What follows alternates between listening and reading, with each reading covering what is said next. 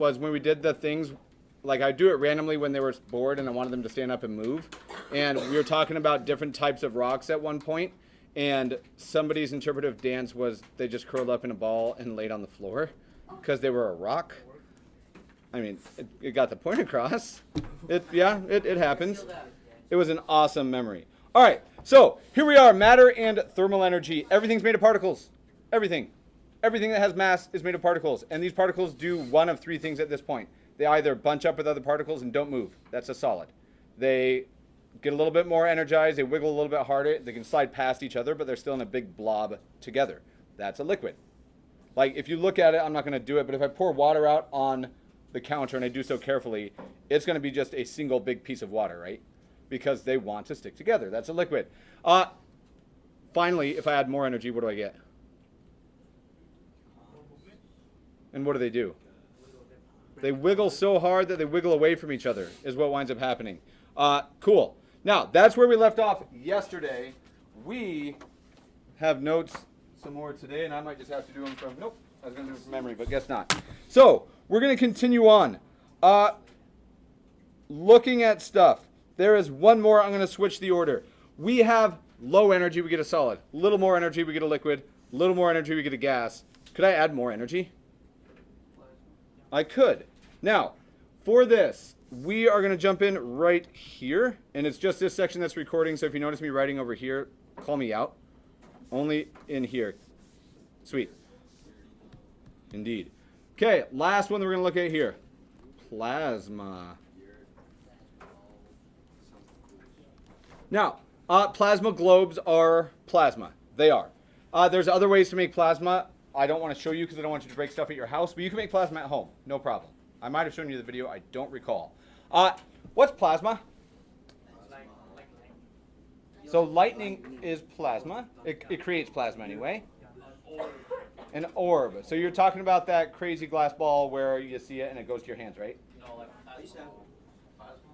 Is that different than what I just described? Yeah. What did you describe? You know the game Halo? What's a Halo? Halo. The game. I should have not. I should have just bought into it. So, not from Halo. No. When we look at plasma, let's just think about the transitions that we've been making already. We went from low energy, we added energy, we got to a liquid. We added energy, we get to gas. We add even more energy and we get to plasma. So, instead of just saying more or high energy, I'm going to say most energy. The most energy. This is the end of the line as far as states of matter go. Now, we don't deal a ton with plasma in here. And there's a reason for that. However, in our universe, which is pretty big, like gigantic, which state of matter do you think is the most common? Gas. Like, if you guys have ever seen a picture of a nebula, like big clouds of dust out in space, was that a no? You haven't seen it? Guarantee you have. Do you guys ever, like, we don't get a ton of clear skies here, but do you guys know the stars? Yes. If I say Orion, do you know what I'm talking about? Okay, how do you identify Orion? Three belts. Three dots, you see his belt, right? So check this out. We're going to look closer at it, and we can't do this with the naked eye, but we're going to look inside of Orion's belt, and this is what you see. Okay, so, me too, I watched it this weekend. Really good movie. 1, 2, 3, here are those three big stars. Now, what we see inside of Orion's belt is a big cloud of gas. And it's not really that color. There's UV light that we have to assign colors to, so it's not like a naked eye vision. But this is the best that we as humans can do to see it. That is a big cloud of gas. That's called a nebula. If something is unclear, instead of saying ambiguous, which just means without a ton of meaning, a much cooler term is nebulous. Because if you tried to look through this, can you see it very clearly? No, because it's a big cloud of gas. Nebulous is a way cooler word for ambiguous. Okay, with that in mind, this is just a big ball of gas. Do you see all the other gas over here? No, me neither. Which means there are like giant clouds of gas. This is a star factory is what really happens. You get light years across.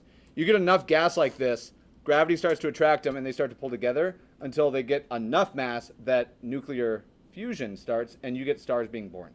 Stars are born in Orion's belt. This is a star factory, which is awesome. Not our focus, but it is. Okay. More stars are being made. Oh, yeah. Right now, there are stars being made that we won't get to see the light of because they're too far away. That probably already exist that we will never see. All right. Anyway, as we look at that, I'll tell you it wasn't gas. That is not the most common in our universe. What's more common than gas? Solids are actually way less common than gas. I think it's Liquids are actually way less common than solids. Plasma. Take a shot in the dark, percentage. And I don't know the answer off the top of my head, but I have a guess. 98. I bet it's 98 or 99. I bet that much of our universe is plasma. Should we see real quick? Percentage of universe that is plasma. 99.999% of the universe is plasma. Now, that's because most of the mass in the universe is in stars and things like that, and stars are, get this, really hot and really energetic. So, here we go, sneaking back in. I'm not going to ask you any of the astronomy stuff, but I really like astronomy and cosmology, so I'll probably sprinkle it in from time to time. Here we go, plasma, by definition. This is just superheated gas. And I'm going to underline the super part. Superheated gas. Now, this is not our focus yet, but we're going to expand on this. It's superheated gas. Every atom is made of protons, neutrons in the middle, and electrons on the outside. If things wiggle really, really hard and really fast, is it possible that they collide and the electrons peace out? You now have a charged particle. We're going to say that plasma is a superheated gas with charge due to lost electrons. Now, when we say lost, it's really ejected. It'd probably be a better word for that because there's so much energy with these things and they're moving so incredibly fast that when they bump into each other, the electrons just spit off. And we now get superheated, charged gases. Our sun is not on fire. That is not the truth. The sun is not fire. The sun is a big ball of plasma. That's what's going on. Super duper heated. A lot of those particles that wind up shooting off come to the Earth, but remember, we're protected by the what? Magnetic field. Cool. So we get plasma. Cool. Now, you guys know a bit of words, and other than the plasma part, which I imagine you've seen, there's probably nothing else here that's completely new. Would you agree? I don't want a particular answer. Did you guys know the difference between liquids, metals, and gases? Or sorry, liquid, solid, and gas? Yes.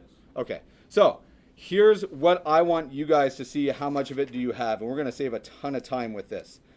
There are some very specific words. We're going to make a small graphic. It's not a picture, but we have 3 states of matter. Can you give me one of them? Solid. So check it out. I'm going to have solid right here. And I'm going to write this fairly small because I want to be able to write some other words. Give me another state of matter. Gas. And the last one? Liquid. Now I say the last because we're not going to count plasma in here while we're doing it. All right. Check it out. We're going to see just how much your real formal language is what carries over from your regular life. Can you imagine a solid changing to a liquid? Yeah. What do you call that? Solid changing to a liquid. Melting. It has a name. Melting. It's melting, isn't it? Yeah, melting. Check it out. Melting. Boom. We call this melt. That's what happens. You melt it. Awesome. How about a liquid to a gas? Evaporate is close. Boiling is a fine language to think of, but evaporate, do you need really, really high temperature to evaporate? You ever seen a puddle outside when it's only 80 degrees that is gone? That water didn't boil away, did it? So we want to use a slight different one. I don't like that one, Liam. Okay. From a liquid to a gas, it's called vaporize. Oh, yeah. Evaporate, or evaporate, if you want to say it with weird emphasis. But that's what it would be, because you're turning it into a vapor. Vaporize. Okay. Here's a tough one. How about this direction? Solid to a gas. Solid to gas is... Can we have like a first letter? We'll go the other direction here in a minute. S. Yeah. Think of cool bands from Southern California that kind of fit with reggae and punk. Sublime. To sublimate. To sublimate is to go from a solid to a gas. The band's name is Sublime. And if you were to sublime something, you are literally going from a solid to a gas. Have you guys ever seen dry ice? Have you ever seen liquid dry ice? Where? Where? I've seen it solid, and then if I put a block of dry ice on the counter, it turns to a gas. It's just carbon dioxide. Oh, it's frozen carbon dioxide. Yep, it's just compressed. It's just carbon dioxide. Yeah, it's frozen carbon dioxide. Okay, so we have these three directions. You guys knew melt. You might not have had it right off the bat, but I think you knew vaporize as well. This is probably one that you've never seen. Here's my challenge for you. I'm going to switch colors on mine, but I've drawn it big enough that we can write it on the inside. What if I want to go that direction? Or this direction? Weird. Or this direction. I want you guys to see just in your group. I'll give you about 30 seconds. See how many of those that you know. What if we're changing the other direction? I'll give you a moment. All right. What do you call it when you move from a liquid to a solid? I'm okay with solidify. I would call it freezing myself. Cool with freezing? Yeah. Freeze. Okay. What about from a gas to a liquid? Condense. If we talk about condensation, what's condensation? Like gas to liquid. Where would you find condensation ever? Window? On your window inside, right? Like because the temperature inside. This is condensation or condense. My guess is this next one, and I'm trying to think of a situation off the top of my head where we have gas go directly to solid. I can't think of one. Gas directly to solid. This is such a rare one to happen. This is called deposition or deposition. Now, if you watch cop shows, you've probably seen the word deposition. Very different deposition. Okay. These are all of our interactions and changes between them. Now, in each of these, solid to liquid or liquid to gas, whatever order you want to go in, we're just changing the what of our matter. State. So check it out. This is a nice way to introduce this. Change of state. So that's our second main topic here in 7.1. Changes of state. Okay. As we're looking at these, I would like very much to get a little bit of this idea out of the lab through demonstration stuff, which I think is something that we're going to have to do probably tomorrow. But that's okay. As long as we're on track, we're going to go like, 15, 20 more minutes, and then I'm open to going on a walk outside as long as we're being productive with it. Cool. All right. So looking at this. Changes of state. Right off the bat, in any of these three, there's a change of state, but it accompanies with a change in something else. If I want to go from a liquid to a solid. Change of matter? Change of matter. So I'd argue that's almost the same. How do you change liquid water into gas water? What? Oh, yeah, it was boil it. You boil it, right? You heat it up. You change liquid water into gaseous water or steam by boiling it, heating it up. What if you want to go from liquid water to solid water? Freeze it. You freeze it. Now, whether I boil or freeze, what am I changing? The temperature. I'm never changing the composition. That's a good thought. But it's water in all three senses. It's just how are the atoms arranged. So as we look at these, right off the bat, changes of state, it turns out pretty easy to explain by these are just changes in thermal energy. Now, I could be more specific, and I will be, but I want to look at it just rather than saying like particular values or anything like that. As stuff gets hotter, it starts to wiggle slower or faster? Faster. So when we see that wiggling changing because of the temperature and the amount of energy that's there, that is what's explaining the physics behind what's going on behind here, or the chemistry, if you will. Okay, so changes in thermal energy. And I'm not even going to write the other part. Now, we've looked at a few of these, and there's some interesting ideas I think are interesting that spit out. Let's look at the first stop. Freezing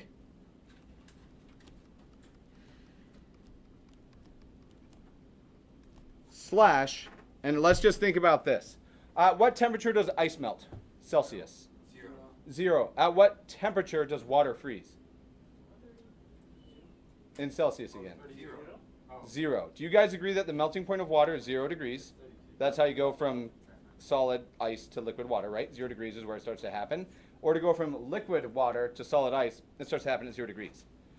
Melting and freezing are just opposite directions at the same temperature. I can't tell based on the looks of your faces. They're just same temperature.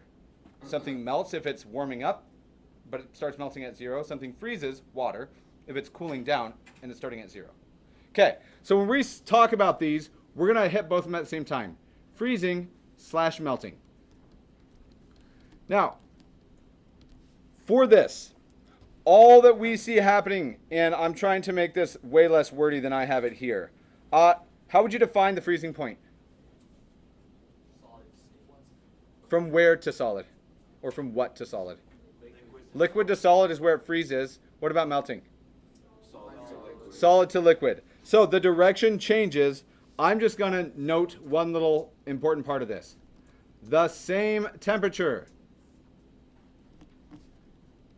It is the exact same temperature. The freezing point and the melting point are identical.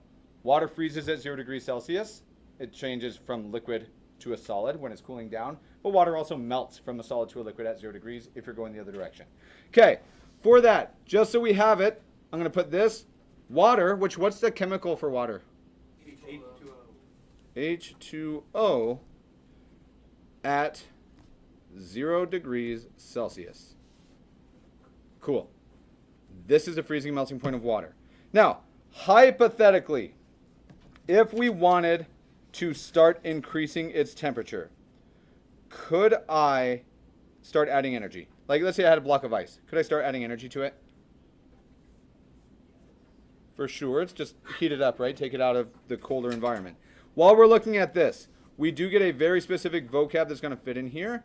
Those should be the same size. I very clearly did not get my half screen size correct.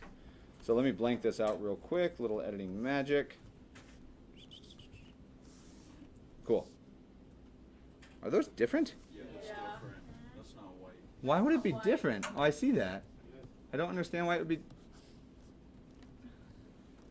weird. There's still a difference. Oh, I can't see it. All right. So, check it out. One really specific definition within here. We're in freezing and melting. We're going to define for ourselves a term known as the heat of fusion. Now, while we're looking at things changing state, specifically back and forth from liquid to solid and vice versa, we're going to define this heat of fusion.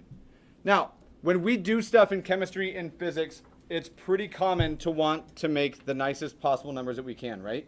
If I have some amount of substance, how many grams is the easiest amount to deal with, you think? 10 is pretty easy, but 1 is easier. 1 gram of a substance. Hypothetically, I want to change its temperature. What's a nice amount of change in temperature to maybe record? 1 degree change. Like, those are the nicest values, right? 1 is always easy. So we're going to define this as the energy required to increase 1 gram of a substance, and I'm going to make that a nicer one. 1 gram of a substance. By how much? Celsius, typically. Now, as we're looking at it, for the heat of fusion, we're not talking about specific heat, which is at 1 degree for 1 gram. That had a very specific definition before, but the same number shows up. 1 gram of a substance from a solid to liquid.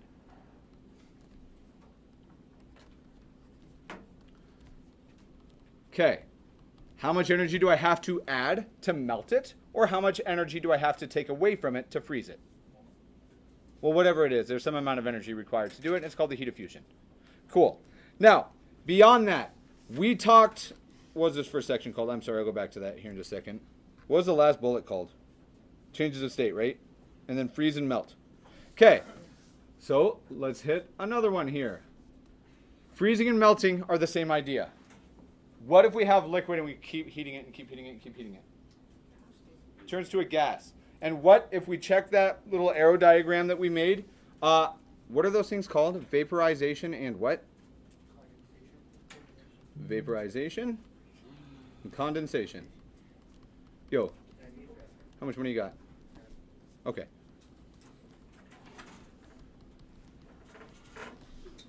Okay. For this, vaporization and condensation. Now, for this, there's a couple different little pieces that we're going to see here. Right off the bat, what do you think is true about the temperature of vaporization and the temperature of condensation? Same temperature. Now, it depends on the context that we're looking at. Notice vaporization, not evaporation. Okay, so we'll just say same temp. If you're heating it up, you're going to vaporize it. At that temperature, it'll start vaporizing. If you're cooling it down, it'll start condensing. Same temp. Just like, we saw with the other two. Now, beyond that, cool with this? Indeed. What do you call the point, what do you refer to, how do I want to word this? When you want to turn liquid water into gas water, you put it on the stove until it does what? Boils. What's the boiling point of water? 100 Celsius. What's the condensing point of water vapor? Based on this idea. 100 as well. Okay, that one feels a little bit less natural, but same temperature is still going to happen. As we look at it, a couple things. I don't know if I really have to define them, but I want you to make sure that we talk about them. I want to make sure that we talk about them. Boiling point. If we look at just water, what is it? 100 Celsius for water, or H2O. How about, I'm not even going to bring up the condensed point here, because that's a strange idea. All right. There's another idea sitting around here that's a little bit different than vaporization because it happens naturally. Water puddles don't disappear because they vaporize. They do what? They evaporate. So as we're looking at this, eventually everything's wiggling a little bit, right? So why isn't all of our water gas right now? Any idea? Sorry. Why isn't... Yeah, I'm fine with that. Why on our planet isn't all of our water gas? What pushes the particles down? So gravity pulls them down, but check it out. We also have gas in our atmosphere, right? So gravity must not be strong enough to turn them all just directly into. Now, you probably don't feel it right now. Is there air pushing on you? Yeah. Like, not moving air. That's not the question. Currently, is air pushing on you? Literally an entire atmosphere of air is pushing on you right now. We don't feel it because we live in it all the time. How many of you guys can swim or have swam before? Okay, so if you can kind of swim, it means you can kind of sink. As you sink down in water, what do you notice? Like, something uncomfortable happens with everybody here. Well, that's part of it, for sure. Pressure, what do you feel? How do you feel the pressure? You feel it in your ears first, right? Now, is there pressure pushing on us right now? There is, but it's not water, it's from the air. Air is constantly pushing on us, which means, does the air push down on a bucket of water, for example? If we took the air out and it didn't push it down, what do you think the particles would do?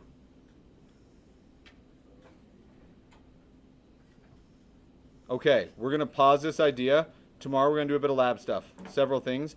I'm going to show you we can boil water at like 60 degrees Celsius. We're going to boil cold water. Cool.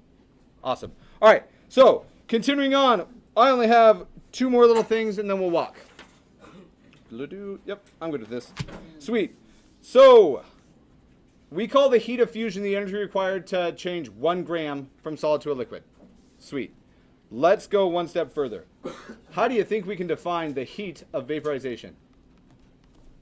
I'm going to ask you and your group, using your powers of deduction, to determine how we can define this. The heat of vaporization based on what we've done already. I'm going to give you a second. We're going to call on random groups here in just a minute. Define this based on something we wrote above.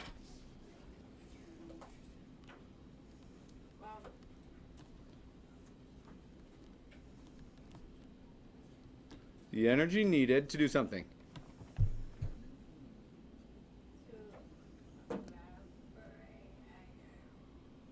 Somebody help. We're not evaporating it. Change a liquid to a solid. Or into a gas. the energy needed to change how much of a substance? Change 1 gram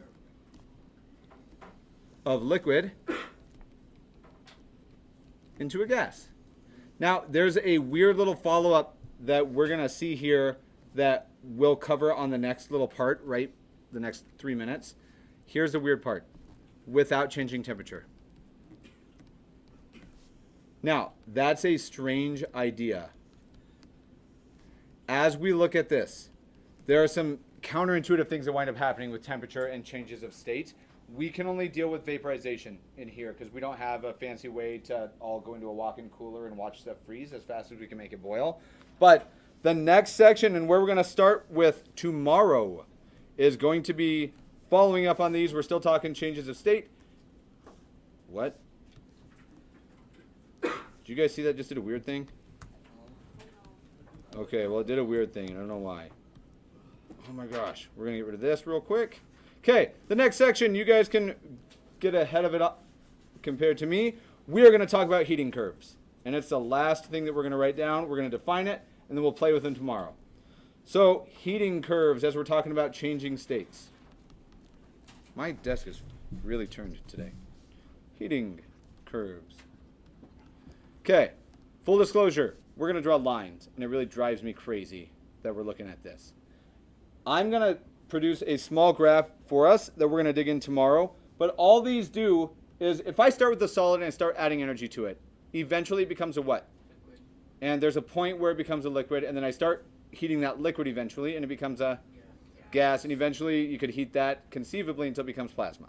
For this, we're just going to define this as a graph, or they simply show how states of matter